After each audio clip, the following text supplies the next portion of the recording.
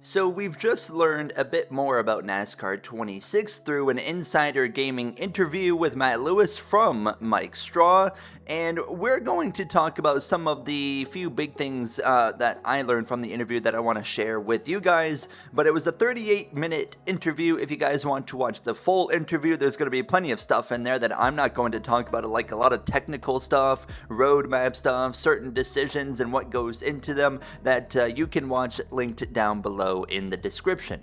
Now, we didn't really learn anything new about what potentially new features are going to be in the game that we didn't know about before, but we did get a bit more detail, and some of that detail on a few things really excited me right off the bat, and I wanted you guys to hear about it, because I didn't know if I was going to make a video on this or not until I heard the words of Matt Lewis himself, and I said, that's actually pretty exciting to hear. Now, the first thing I want to make sure you guys are hearing from this interview is directly from Matt himself. Mike Straw asked about, well, the actual hardships of making a modern racing game. We heard in the Q&A about split screen and why it wasn't there, and how games are difficult to make now, and making split screen happen, and the community ran with that and lost their minds over it, when an ounce of common sense would tell you, well, it is actually very difficult to pull that off now. But Matt Lewis went into more detail on why that is difficult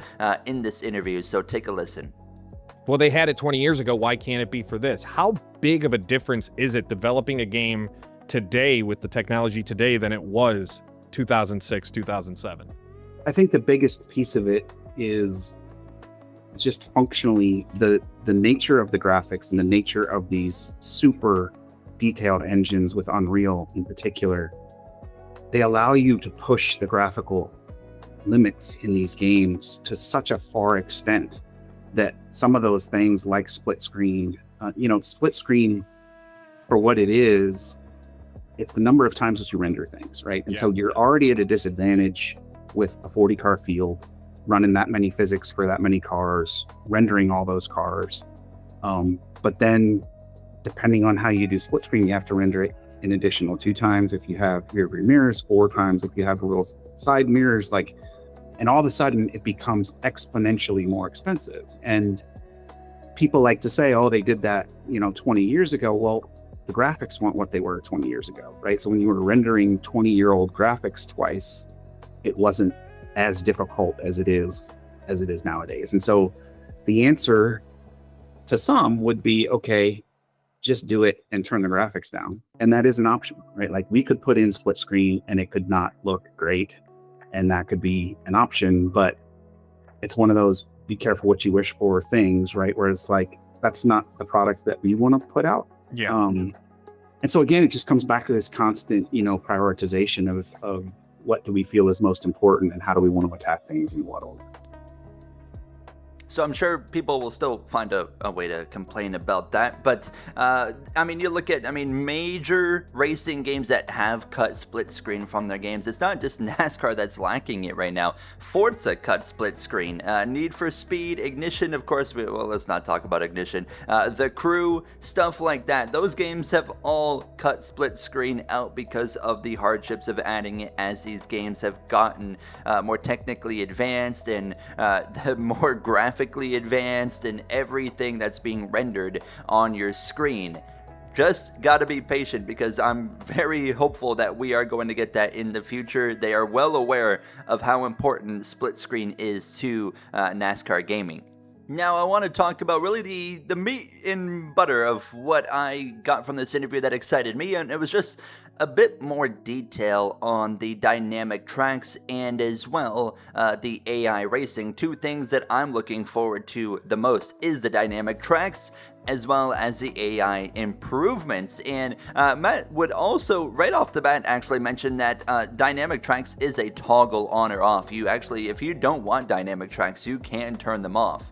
He would talk about, however, when the track is green, say at the start of practice, and you're only going to have a narrow lane of grip available, and there's already, to begin with, there's still not going to be a lot of grip there. It's going to be a challenge to be able to run a wide open lap without slipping and sliding around and struggling out there. And as the weekend continues to progress, that's going to be something that of course changes. The grip's going to get higher, but not only is that line going to get better, but you're going to see the other lines do become available. And he would also mention that's going to affect the AI in how they race as well. So although the player is going to be the one searching around for grip and whatnot and different lines as the race progresses and searching around for, okay, where is that grip moving, but the AI appear to be in a position where they're going to be doing that as well, which that is super exciting for me, because I could already see, you know, in a case where the AI don't do that,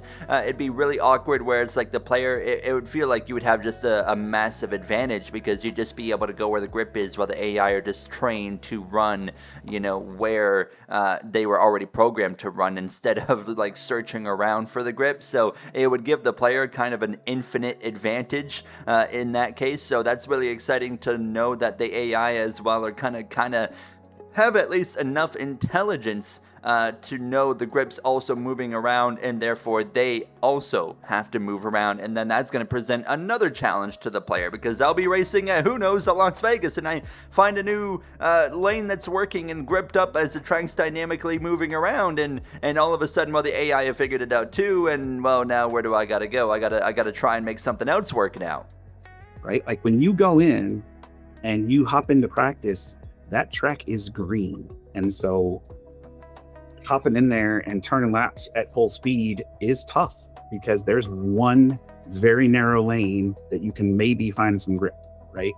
And the whole thing is, by the time you get to the middle of the race and towards the end of the race, that's basically what it does, is it takes a single line of grip and expands it so that there's multiple grooves by the end of the race. Is AI going to take advantage of that? Because I know AI drivers were a big thing as well for this year. Are they going to take advantage as a race plays out with the dynamic track? You'll see them go from that one lane to, you'll have, 10 cars in the middle, finding a line in the middle. Then you have a group trying to find something on the outside. Will you see them dynamically kind of adjust their strategy as well? Yeah, for sure. Matt would then go on, after asked about AI by Mike and the variance and stuff like that. Basically, he would go on to say, yeah, it really wasn't right for NASCAR 25 in terms of like that variance and whatnot, and as well important to iterate that the ratings as well for the drivers, that comes from racing insights as well. That's not just the team doing whatever the heck they want with the ratings. But he would go on to mention how they've really fixed that up for NASCAR 26, and the variance, it goes to an extent of where you can literally have the AI at any racetrack you want look like a super speedway, not in terms of how they're racing, it's not going to look like a super speedway race, but in terms of the variance of like anybody can win.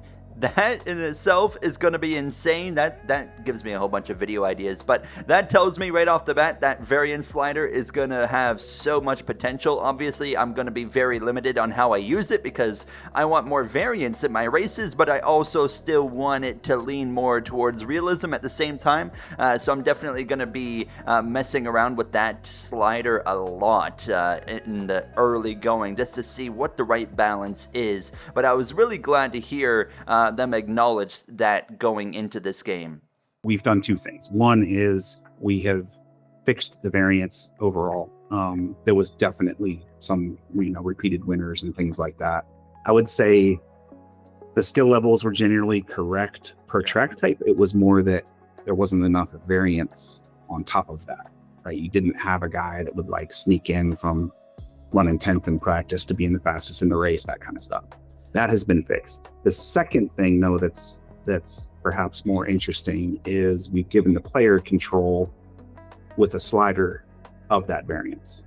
So if you want it super varied and you want it more like a super speedway where like anybody's got a shot type of deal, you can, I forget whether you slide it up or down, but you can slide it one direction or the other and make the variance much, much higher. I don't know about you, but that really excites me for, as a single player first and career mode first player, AI racing is always like the number one thing for the most part that I look for in enjoyment in a racing game. So that in itself makes me think I'm going to have a lot of fun with NASCAR 26. But there would be some more to this interview, such as touching on career mode. But the main thing out of that was talking about how, you know, the 3 to 5 year plan is really where you're going to see the career mode kind of come into fruition. And really for NASCAR 26, the biggest thing is kind of those team facility upgrades that is coming. That's going to make you think a little bit further out and whatnot. The interview would continue to touch on stuff such as paint booth with like layers and sharing, also kind of licensing and whatnot. There's a lot more meat to this interview that dives into a lot more very technical stuff and what goes into certain decisions and priorities and stuff like that Mike did a great job.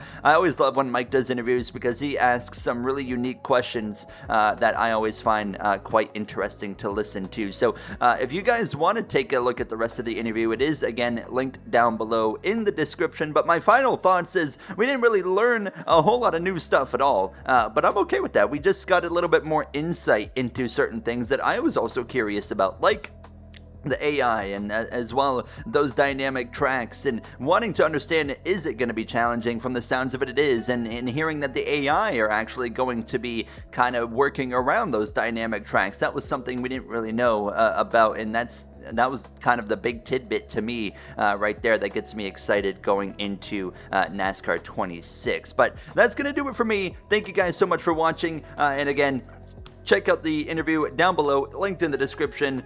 All the credit to this one goes to Insider Gaming and Mike Straw for, of course, doing this interview. That's going to do it for me. I'll see you guys next time. Have a great day.